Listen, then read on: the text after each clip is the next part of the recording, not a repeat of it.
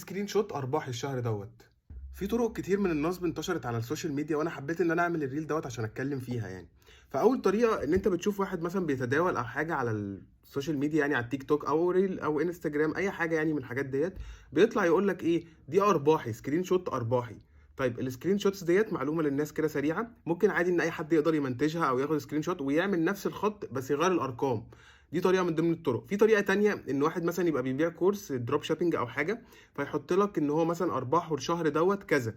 دي طريقه من ضمن الطرق برضو للنصب، يعني اي صوره ممكن تتغير فيها اي ارقام. خلي بالكم من الموضوع ده يا جماعه. مفيش اي احصائيات لموضوع التداول على النت. يعني انا حاولت اقرا فيه واذاكر فيه كتير، لا ما لقيتش حاجه ليها نتيجه ان التداول دوت ان انا مثلا اخش اراهن ان حاجه هتطلع او بتاع.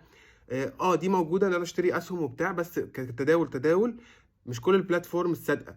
ولو واحده صادقه اكيد هتخسر، لو ما تعرفش تتداول هتخسر. دي حاجه من ضمن الحاجات اللي كنت عايز اتكلم فيها. تاني حاجه بقى، الميديا بايرز والناس اللي هي على النت، ان هو يجيب مثلا ماركتنج كامبين ويقول لك ان انا كسبت كذا وكذا وكذا وكذا وكذا وكذا منها. برضو ممكن تبقى عادي HTML، اخش اعمل كليك يمين واعمل HTML واغير في الارقام. دي من اسهل الحاجات. في بقى طريقه النصب تانية، ان حد يبقى بيشتري منك حاجه ويبعت لك رساله اكن تحول لك فلوس على المحفظه بتاعتك.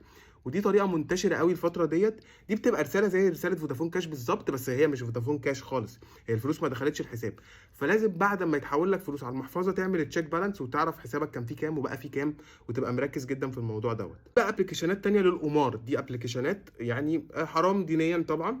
وحاجه تانية ان انت بتخش مثلا تحط فلوس وتلعب على طياره، والطياره دي تطلع وتنفجر في حته معينه وفلوسك تتدبلر.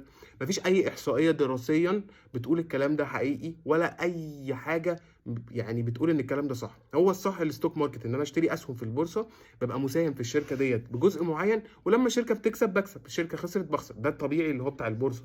لكن غير كده مفيش اي حاجه تانية. المهم بقى، انا بتكلم في الديجيتال ماركتنج في الاكونت دوت، فاعملوا لي فولو لو انتوا بتهتموا بالحاجات ديت.